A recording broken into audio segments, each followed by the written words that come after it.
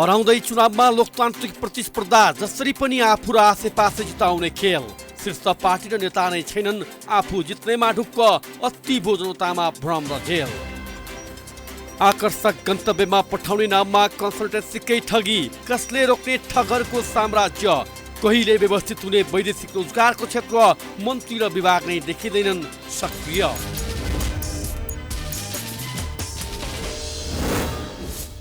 स्वागत छ कार्यक्रम जनताको इजलासमा। म बालकृष्ण शर्मा।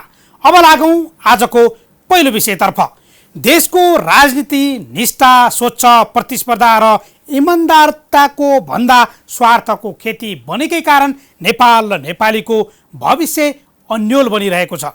देशमा चरम भ्रष्टाचारी, व्यथिति, अभाव, महँगीको मार बढ्दै गर्दा र उम्मेदवार आफू ठिक अरू बेठिक भन्दै भाषण ठोकिरहेका छन्। चुनावको मुखमा दलका नेताहरूले बोलेका भाषण केलाउने हो भने कोही पनि ठिक छैनन्। हुन पनि हो, ठुला दलहरू नै लोकतान्त्रिक प्रतिस्पर्धा छाडेर कसरी आफू जित्ने र आफ्ना आसेपासे जिताउने भन्दै स्वार्थको गठजोडमा केन्द्रित छन्। ठुला दलले सिद्धान्त बिर्सिएर स्वार्थको साँठगाँठ र वैकल्पिक शक्ति दाबी गर्ने दल र स्वतन्त्रले दिन नसकेको चुनौतीबारे हाम्रो टिमले तयार पारेको यो रिपोर्ट अब हेरौँ।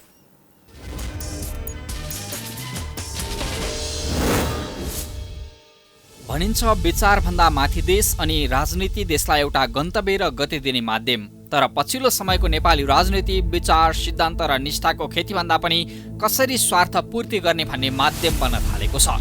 लोकतन्त्रवादी अर्थात् जनमतको स्वच्छ र निष्पक्ष परीक्षाबाट नेता छान्नुपर्छ भन्ने सिद्धान्त बोकेका दलहरू नै आफ्नो स्वार्थ पूर्तिका लागि अलोकतान्त्रिक गठबन्धन मार्फत चुनाव लडिरहेका छन्। हुन त सत्ता गठबन्धन अर्थात् वाम लोकतान्त्रिक गठबन्धनका नाममा सिट बाँडफाँड गरेर चुनाव लडिरहेका नेपाली काङ्ग्रेस, नेकपा माओवादी केन्द्र, नेकपा एकीकृत समाजवादी, लोसपा, जनमोर्चाले विचारभन्दा माथि देश भएकाले नै गठबन्धन र सँगै चुनाव लड्नुपर्ने अवस्था सिर्जना भएको दाबी गरिरहेका छन्। अर्कोतर्फ आफूलाई सबैभन्दा राष्ट्रवादी र विकासवादी दाबी गर्ने नेकपा एमाले समेत यस्तै अस्वाभाविक गठबन्धन मार्फत आफ्ना उम्मेद्वार जिताउने अभियानमा छ। आफ्ना पार्टीका केही नेतामाथि विगतको फरक मतको प्रतिशोध साधिरहेका केपी शर्मा ओली नेतृत्वको एमालेसँग राजेन्द्र लिङ्गदेन नेतृत्वको राष्ट्रिय प्रजातन्त्र पार्टी, उपेन्द्र यादव नेतृत्वको जनता समाजवादी पार्टीले चुनावी तालमेल गरेका छन्, त्यो पनि आफ्नो प्रभाव क्षेत्र र स्वार्थगत लाभका आधारमा। अनि भनिरहेका छन् राष्ट्रवाद विरुद्धको षड्यन्त्र रोक्न हामी गठबन्धनमा छौँ। तर दुवै गठबन्धनको आवश्यकता र औचित्य देश अनि जनताको हितमा भन्दा कसरी सांसद बन्ने, बनाउने र सत्ता हात पार्ने, उच्च पदस्थ पद, प्रधानमन्त्री, मन्त्री बनाएर हालिमुहाली कसरी गर्ने भन्नेमा मात्रै केन्द्रित छ। चुनावको मुखमा जनतालाई दुवै गठबन्धनका नेताहरूले आफू राष्ट्रवादी, विकासप्रेमी भएको दाबी गरिरहेका छन्। तर एक अर्काका कटु आलोचक र वर्ग शत्रु जस्तै दलबीचको गठबन्धन देश र जनताको चाहना पूरा गराउन कति पनि फलदायी हुने देखिँदैन। दलका नेताहरूले समेत गठबन्धनका बलमा हुने चुनावको औचित्य पुष्टि गर्न सकिरहेका छैनन्। नेपालमा जो लडेर ल्याएको प्रजातन्त्र लोकतन्त्र छ, प्रजातन्त्र छ, त्यसलाई स्थायित्व दिने आवश्यक छ। प्रतिगमनको खतरा अझै पनि छ। मिलेर चुनाव लड्ने, मिलेर चाहिने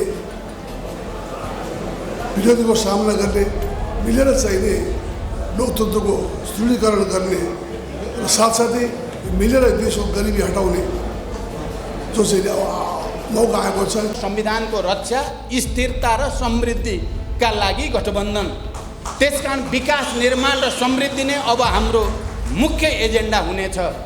यो परिवर्तनको महत्त्वलाई सम्झेर दृढताको साथ हाम्रा सबै उम्मेदवारलाई विजयी गराउन र समानुपातिक मततिर आफ्नो पार्टीलाई अत्यधिक मत दिएर विजयी गराउन हार्दिक अपिल गर्दै निर्धक्कसँग रुखवालाले हँसियो हतौडाला र हँसियो हतौडावालाले रुखमा भोट हाल्न डराउनु पर्दैन।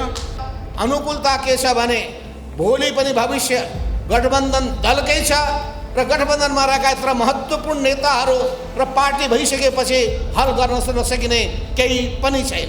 अनेक किसिमका कानुनी अवरोधहरू विभिन्न ठाउँबाट आउलान्, त्यसलाई हल गर्नका लागि पनि हाम्रा वर्तमानका प्रधानमन्त्री त सधैँ हुनुहुन्छ, भविष्यका पनि प्रधानमन्त्रीहरू यही छन् भनेपछि सबैको ध्यान जानुपर्ने आवश्यकता पर्छ। 5 वर्ष अघिको स्थानीय तह निर्वाचनमा नेपाली कांग्रेस र माओवादी केन्द्रबीचको गठबन्धनमा भएको स्थानीय चुनाव होस् वा 5 वर्ष अघि नै वाम गठबन्धन र चुनावपछि कम्युनिस्ट केन्द्रका रूपमा नेपाल कम्युनिस्ट पार्टी बनाउने साझा घोषणा पत्रसहित नेकपा एमाले र माओवादी केन्द्रबीचको तालमेलमा भएको चुनाव, यी सबै गठबन्धन चुनाव जित्ने जिताउने स्वार्थी खेलका लागि मात्रै थिए भन्ने घाम जत्तिकै छर्लङ्ग भइसकेको छ। पार्टी बलियो बनाउने, पार्टीका घोषणा पत्र र एजेन्डा अनुसार समृद्ध नेपाल, सुखी नेपालीको सपना साकार पार्ने जनतामा प्रतिबद्धता गरेका तत्कालीन नेकपाका नेताहरूले पार्टीभित्र स्वार्थका लागि गरेको भाँडभैलो र एकअर्काको कटु आलोचना सहित पार्टी विभाजनसम्मको परिदृश्यले दलहरू किन मिल्छन्, किन गठबन्धन गर्छन् भन्ने आफै उदाङ्गो पारेको छ। चुनाव जनताको मतदान मार्फत इच्छाएको उम्मेद्वारलाई छान्ने सुनौलो अवसर हो, तर गठबन्धनका नाममा इच्छाएको व्यक्ति विजयी हुने अवसरलाई रोक्न दलहरू नै अग्रसर छन्। हुन त विदेशमा रहेका आफन्तहरूले र स्वदेशकै बौद्धिक जमातले यति बेला अब हाम्रालाई होइन राम्रालाई छान्नुपर्छ छानौ भन्दै अभियान चलाइरहेका छन्।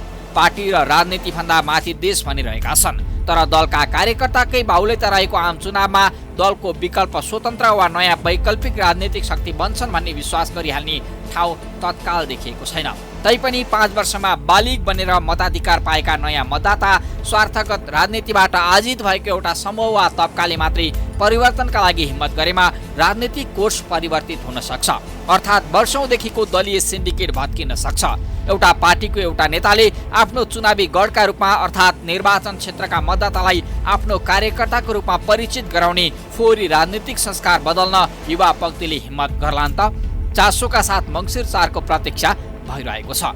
एउटा पार्टीको नेता जिताउन अर्कोले आफ्नो छाडेर अर्कैको चुनाव चिन्हमा भोट हाल्नुपर्ने, एउटा नेता चुनावी जितका लागि अर्कैको चुनाव चिन्ह भाडामा लिएर मरिहत्ते गर्ने, आफ्नो पार्टीमा वर्षौंदेखि योगदान दिएका नेता कार्यकर्ताको मन कुड्याएर विचार सिद्धान्त केही नमिल्ने पार्टीका नेता जिताउन भोटको लबिङ गर्नुपर्ने, के यही हो त अहिलेको लोकतान्त्रिक प्रतिस्पर्धा? के यही हो जनताको अभिमतको परीक्षण गर्ने मौका? दलहरूको स्वार्थगत जोड घटाउले चुनावको महत्व, भोटको महत्व नै घटाएको छ। अर्कोतर्फ देशैभर स्वतन्त्र उम्मेद्वार अनि वैकल्पिक राजनीतिक शक्ति दाबी गर्ने नयाँ पार्टी मार्फत युवा समाजमा नाम कलिएका व्यक्तिहरूको उम्मेदवारी समेत परेको छ। स्वतन्त्र जिताओ अभियानका नाममा सुरु भएको अभियानबाट जन्मिएको हाम्रो नेपाली पार्टी होस् वा सिधा कुरा जस्तो चर्चित कार्यक्रमको प्रस्तुताका रूपमा ख्याति कमाएको सञ्चारकर्म छाडेर राजनीतिमा होमिएका रवि लामिछानेको राष्ट्रिय स्वतन्त्र पार्टीले समेत प्रतिनिधि सभातर्फका अधिकांश सिटमा उम्मेदवारी दर्ता गराएको छ। प्रतिनिधि सभाको सांसद बन्ने दौडमा देशभर 2412 जनाको उम्मेदवारी परेकोमा स्वतन्त्र मात्रै 867 जना छन्। प्रदेश सभातर्फ पनि देशभर 3224 उम्मेद्वार चुनावी मैदानमा होमिएकोमा अधिकांश स्वतन्त्र उम्मेद्वारहरू छन्।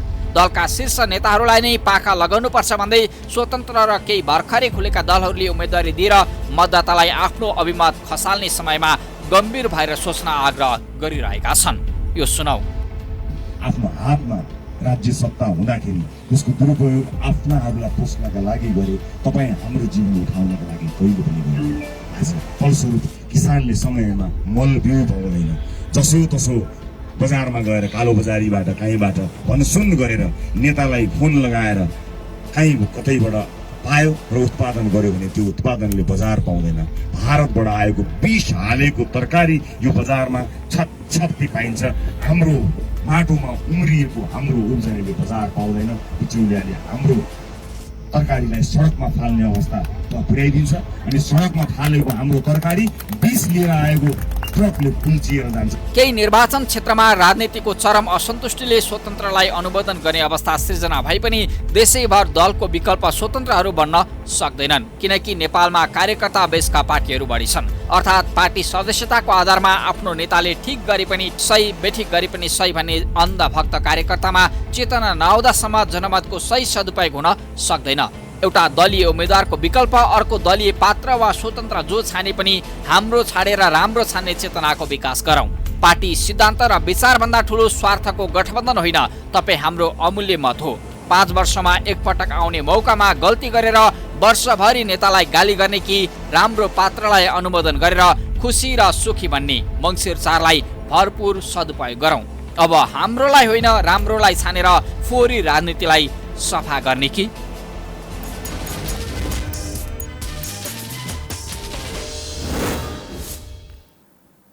देशमा चरम बेरोजगारी छ राजनीति अस्थिर हुँदा दिगो विकास हुन सकेको छैन। भएको विकासमा पनि नेता र कार्यकर्ता अनि ठेकेदार मोटाउने, जनताको आँखामा छारो हाल्ने खेल भइरहेको छ। तर आफू शक्ति र पदका लागि सांसद बन्न जनमत नै भएका, चुनाव जित्ने विश्वास नभएका नेताहरू अरू दलको चुनाव चिन्ह भाडामा लिएर चुनाव लड्न समेत तछाट बछाट गरिरहेका छन्। चुनाव जित्न हुँदै आएको अर्को फोहोरी खेल अर्थात् कुनै दलका प्रभावशाली नेता अर्कै दलको चुनाव चिन्हबाट मैदानमा उत्रिएको बारे हाम्रो टिमले तयार पारेको यो रिपोर्ट हेरौँ।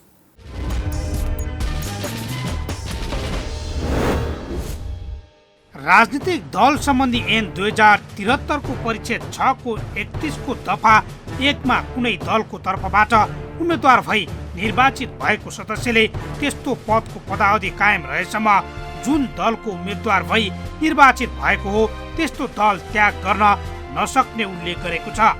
तर केही दलका अध्यक्षले नै चुनाव जित्नकै लागि आफ्नो दलको चुनाव चिन्हको व्यवस्था गर्दै अन्य दलको चुनाव चिन्ह प्रयोग गरेर चुनावी मैदानमा उत्रिएका छन्।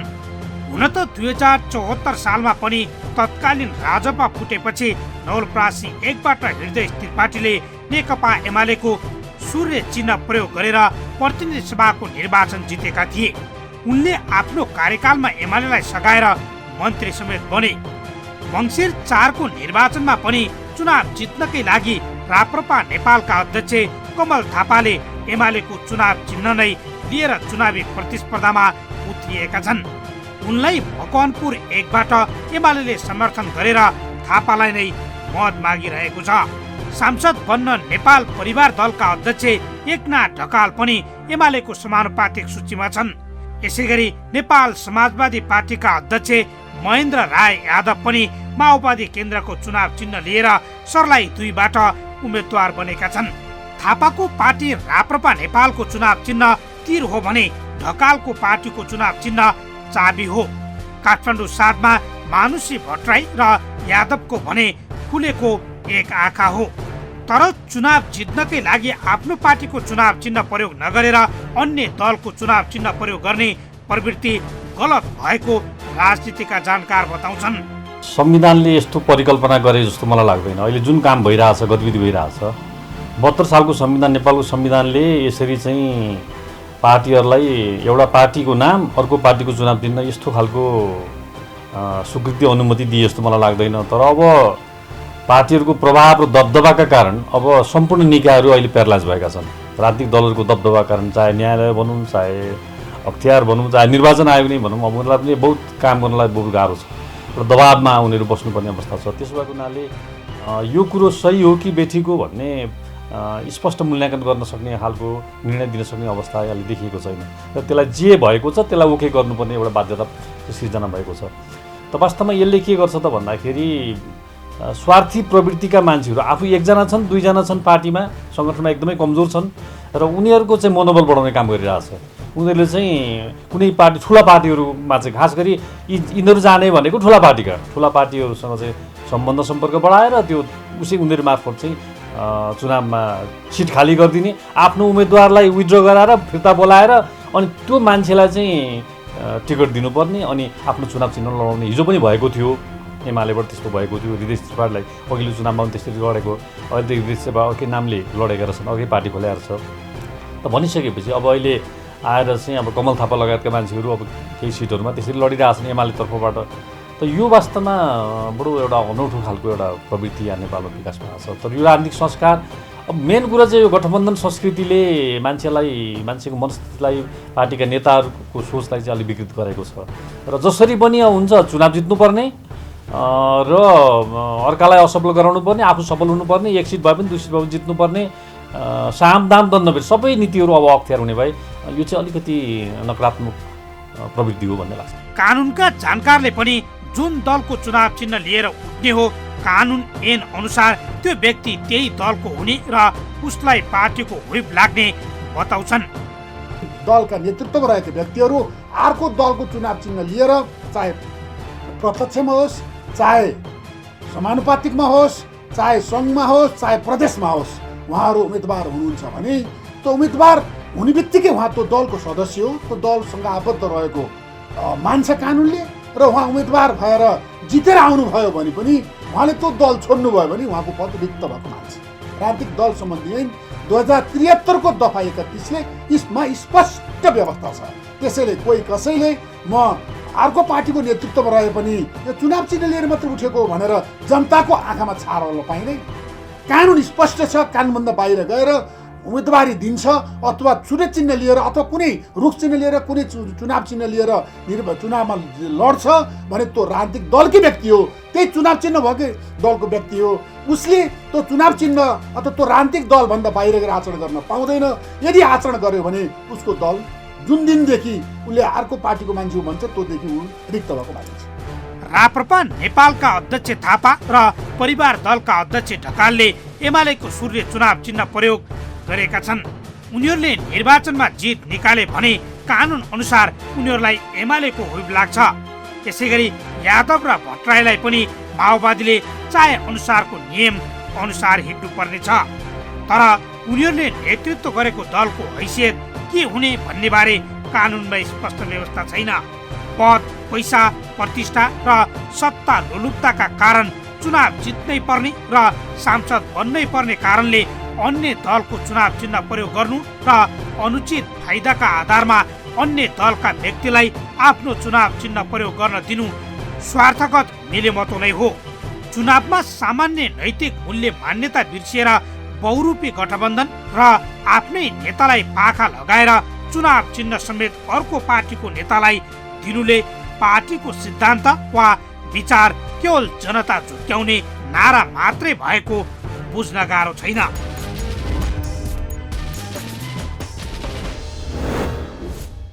राजनीतिमा व्यतिथि किन मौलाएको छ? एउटा दलको शीर्ष नेता अर्को दलको पार्टीको चुनाव चिन्ह लिएर किन चुनावमा प्रतिस्पर्धा गर्दैछ? के देश सुधार्न हो वा आफ्नो व्यक्तिगत स्वार्थ? यी लगायतका पछिल्लो मङ्सिर 4 को निर्वाचनका लागि राजनीतिक दलहरूमा यस्तै हानथाप चलिरहेको छ। यति बेला चुनाव प्रचार प्रसारको शैलीमा पनि विभिन्न राजनीतिक दल, एउटा सत्ता गठबन्धनको राजनीतिक दल छ भने अर्को प्रतिपक्षको राजनीतिक दल चुनावी प्रतिस्पर्धामा दौडिरहेका छन्। उनीहरू भनिरहेका छन् आफ्ना एजेन्डा प्रस्तुत गर्नुको साटो एकले अर्कालाई राजनीतिक आरोप प्रत्यारोप र व्यक्तिगत लाञ्छनामा आरोप लगाइरहेका छन्। हामी एकैछिन विश्राम लिन्छौँ। विश्रामपछि पुनः उपस्थित हुनेछौँ। हामीसँगै रहनुहोला।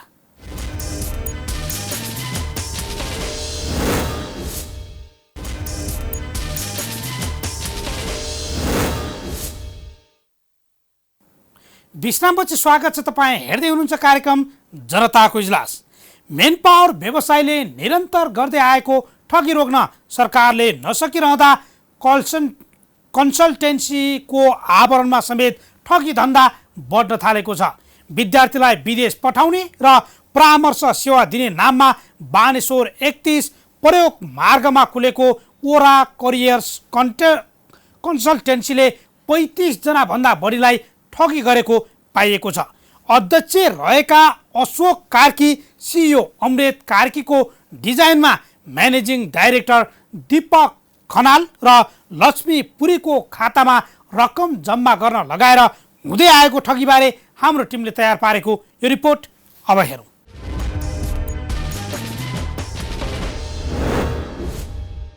आकर्षक रोजगारीको प्रलोभन देखाउँदै वैदेशिक रोजगारीका नाममा विभिन्न देशमा पठाउने भन्दै बानेश्वर 31 प्रयाग मार्गमा रहेको ओरा करियर्स कन्सल्टेन्सीले 35 जना भन्दा बढीलाई ठगी गरेको छ।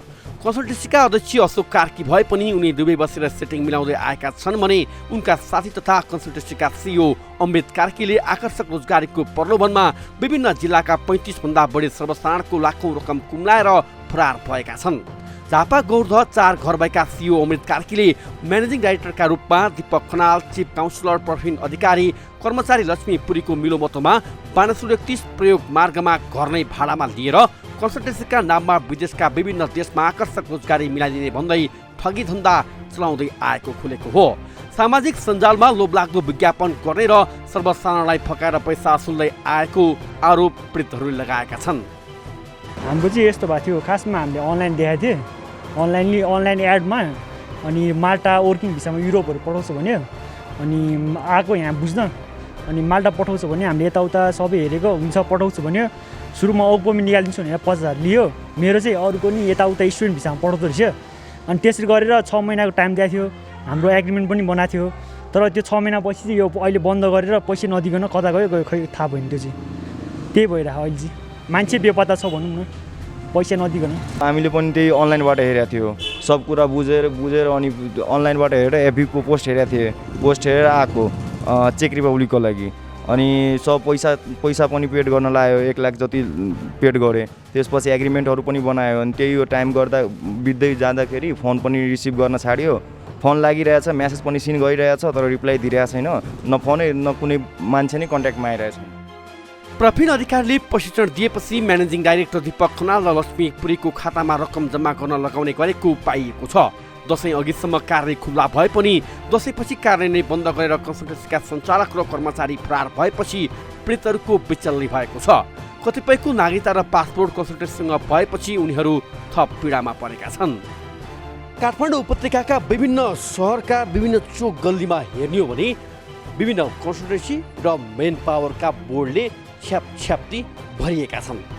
कारण मुलुकमा बेरोजगारी छ र विशेष गरी मुलुकमा रोजगारीको अवसर सृजना नभइसकेपछि आम नागरिकहरू, युवा पुस्ताहरू दैनिक वैदेशिक रोजगार विभागको आँकडा हेर्ने हो भने 2500 देखि 2700 युवा पुस्ताहरू विदेशी रहेका छन्। चाहे पढ्ने बहानामा होस्, चाहे रोजगारीका बहानामा होस्, चाहे अनेक बहानामा नै किन नहोस्। यही कारणले गर्दा चोकचोकमा खुलेका कन्सल्टेन्सी र मेन पावरले आम नागरिकलाई दिन दहाडै ठगिरहेका छन्, लुटिरहेका छन्।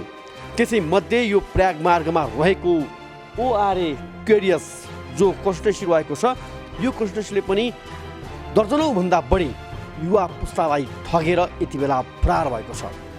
यहाँ रहेका जो सञ्चालक छन् यति बेला उनीहरू बेपत्ता रहेका छन्, उनीहरू सम्पर्कमा छैनन्, उनीहरूको कार्यालय बन्द छ।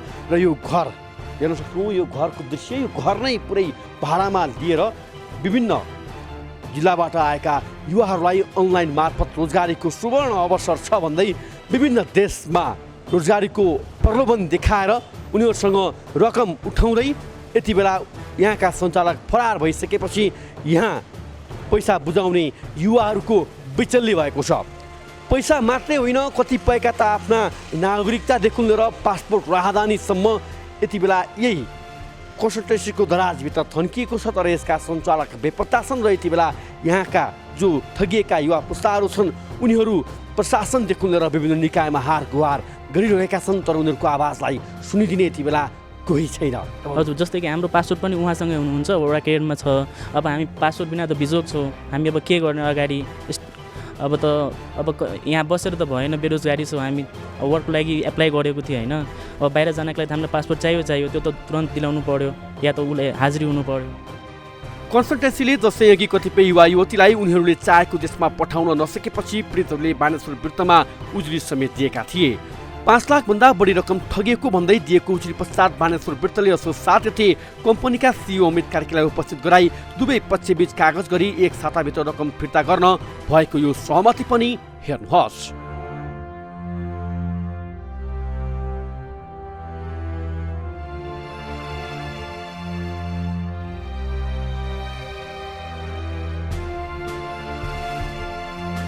फर्स्ट सेप्टेम्बरमा दिन्छु भनेर हिजो उनीहरूले पेपर बनाएको थियो, तर आजसम्म दिन सकेन। त्यही भएर फेरि हामीले चान्स दिन लागेको छ यो चोरहरूलाई। भोलि सेप्टेम्बर 2 सम्म दिन्छु भनिरहेछ यिनीहरूले। एकजना यो भयो अमृत कार्की, यो ब्राउन के लाउने न्युडवाला, अनि यो कालो सुट लयर जस्तो देख्ने चाहिँ प्रवीण अधिकारी हो, झापाली हो। अब यो हामीले एक एकजनाको पेपर यसरी देखाउँछु म, कति लिनु बाँकी छ। एकजनाको भयो,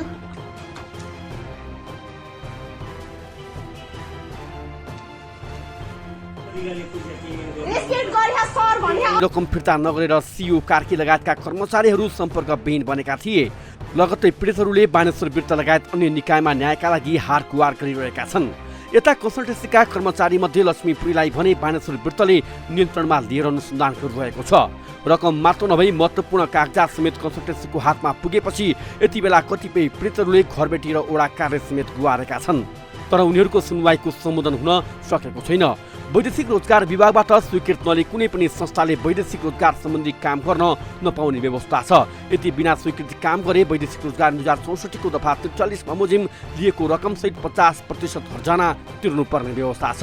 यस्तै 3 देखि 5 लाखसम्म जरिवाना र 3 देखि 7 वर्षसम्मको कैद सजाय पनि बेहोर्नु पर्नेछ। पछिल्लो समय कन्सल्टेन्सीले वैदेशिक रोजगारीमा पठाउने भन्दै ठगी गरेको भनी उजुरी दिनेको संख्या बढिरहेको भए पनि विभागले प्रभावकारी अनुगमन गर्न नसक्दा दिनौं सयौंको संख्यामा सर्वसाधारण ठगीमा पर्ने गरेका छन्।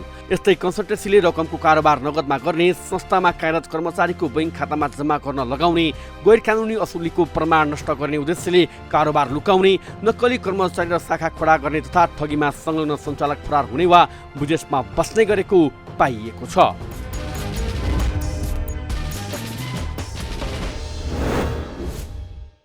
हो, काठमाडौँ उपत्यकामा थुप्रै कन्सल्टेन्सी सञ्चालनमा छन्, तर खुलेआम ठगी गर्दा समेत राज्यको संयन्त्र नियमनकारी निकाय त्यहाँ पुग्न सकेका छैनन् र सर्वसाधारण दैनिक रूपमा ठगिरहेका छन्।